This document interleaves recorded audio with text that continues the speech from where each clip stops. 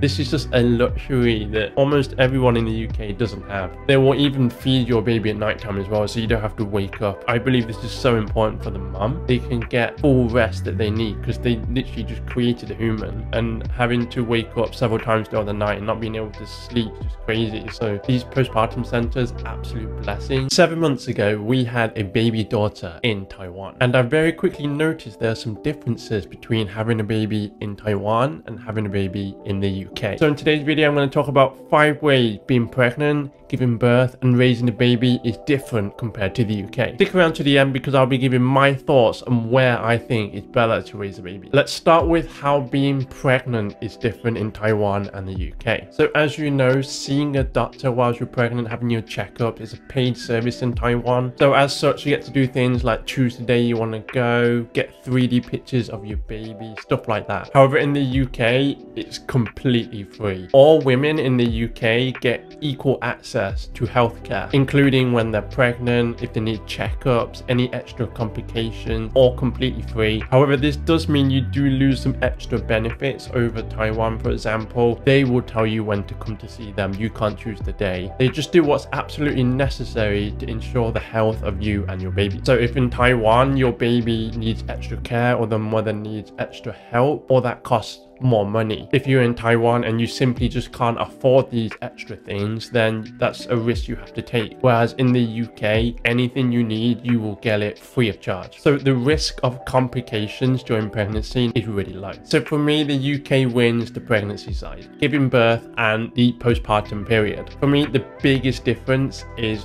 the waiting room, especially for the men. In Taiwan, we got this private waiting room with a bed, a TV, and the incredible thing was I even got a bed to myself on the side, which was amazing because we were there for like 20 hours. So I managed to get a 7-hour sleep, which was so important because I needed to be there for my wife. However, my friend in the UK, not so lucky. They were sat just like falling asleep, head against the wall and their head just rocking everywhere. It wasn't a comfortable night for them. Their wives didn't get a private room. It's very basic, it's very standard in the UK. Now, when it came to giving birth, we must have had 6 or 7 staff members, which was way more than I expected. I think in the UK you probably wouldn't get as many. So it seemed like to me the staff weren't overstretched in Taiwan. In fact, they were like laughing and giggling as well as my wife was giving birth, which I thought was quite strange. There were a couple of extra things they had to do during the birth. They didn't ask my wife or I if they could use the tool. They just did it and then they charged us for it afterwards. As I said before, in the UK, anything they need to do, they will just do it and you won't get charged. And then in the UK, after you've given birth, you might rest for a few hours and then they will just tell you, okay, your baby's healthy, you can go home. Some people are literally taking their babies home the day they've given birth, which to me is just crazy. Like, you've got a first-time mum and dad in a house. What do we do?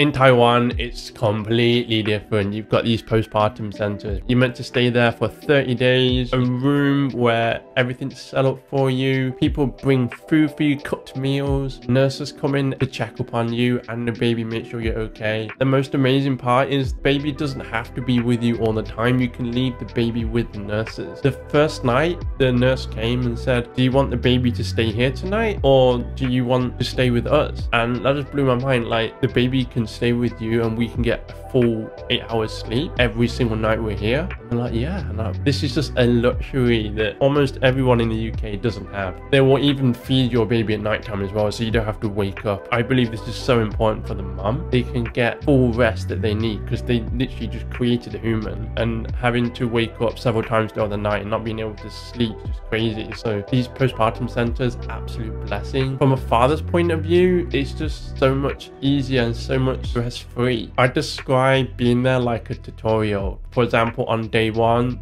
they'll teach you how to hold your baby and you'll do it for a few hours and then you'll give the baby back. On day 2, they'll teach you how to bottle feed the baby. On day 3, they'll teach you how to bathe and wash the baby, and so on and so on. It's not like in the UK where you're dealing with all of this stuff on day 1, like how to change a nappy and how to bottle feed and how to give her bath all in one day, and you're like getting stressed and you don't know what to do and you don't know where to ask the questions. It's the complete opposite. It was so peaceful. Got to relax, we watched movies, we ate good food, and and we just slowly learned how to take care of a baby. So for me, giving birth and postpartum, Taiwan wins 100%. So there's one thing that both countries can agree on, and that is raising a child is expensive. Whether it's buying nappies or the cost of childcare, it can cost a lot. Let's talk about superstitions. So in Taiwan, you have all these superstitions regarding having a baby. For example, you're not allowed to move or renovate your house when you're pregnant. After you give birth, the mum isn't allowed to wash their hair for a month. They can't go out for a month. They're not allowed to use electronic devices. They're not allowed to use a fan or air conditioning. For us, we didn't follow these 100%. I feel like the belief in the superstitions is slowly getting lower and lower. Like not being able to use air conditioning in July. Which one's more important, the comfort of the mother or this superstition? Now here are some superstitions in the UK. You shouldn't buy baby clothes before a baby is born. Apparently it's tempting fate. In Victorian times, it was a custom that when you visit a baby, to put a silver coin in its hand. This is thought to bring the baby good luck. And actually now, even when a royal baby is born, the bank will create a special silver coin just for the occasion. There's also a legend that eating a certain kind of food like strawberries will cause a similar shaped birthmark to pop up on the baby. And finally, if the mum raises the hand, the umbilical cord will actually get wrapped around the baby's head. However, I will say that I had to look all of these up. I've never heard of any of these before, and they're actually like old ones that almost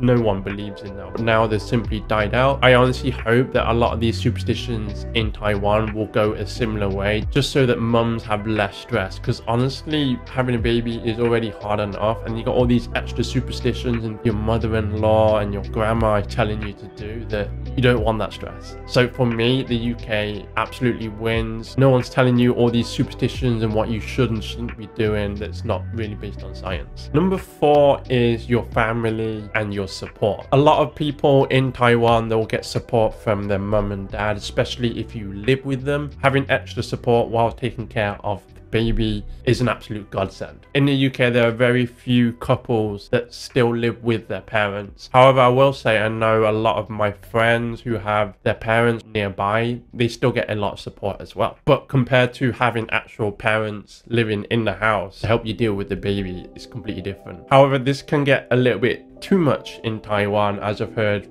Tony's friends. For me, it's all the superstitions, as I mentioned before. Like, I'm trying to do stuff and take care of my baby, and my parents-in-law will say stuff like, oh, you can't do that because so-and-so, or you shouldn't tickle their feet because they'll be scared to walk over bridges. So for me, it does become a bit of a balancing act. Yes, you get this extra support, but also when you're trying to do stuff, you get some extra distractions or pressure too. So I think if you do have family that aren't too overly superstitious, then I think Taiwan wins here. Last thing I want to talk about is safety while having a baby. In Taiwan, it's almost like sidewalks are just not an important thing. Sometimes they don't exist at all. Sometimes scooters are riding on it. Sometimes there's a whole kitchen on the sidewalk. For anyone who's tried to push a pushchair around Taiwan, it is a logistical nightmare. So as well as the sidewalks being a nightmare, the roads are even worse. Traffic lights are like guidelines. People turning that often don't give way to pedestrians. Sometimes cars and scooters will just drive faster just so they can cross before I get there with my pushchair. And don't even get me started when we went to Pindong down south. It was even worse. I was getting so angry.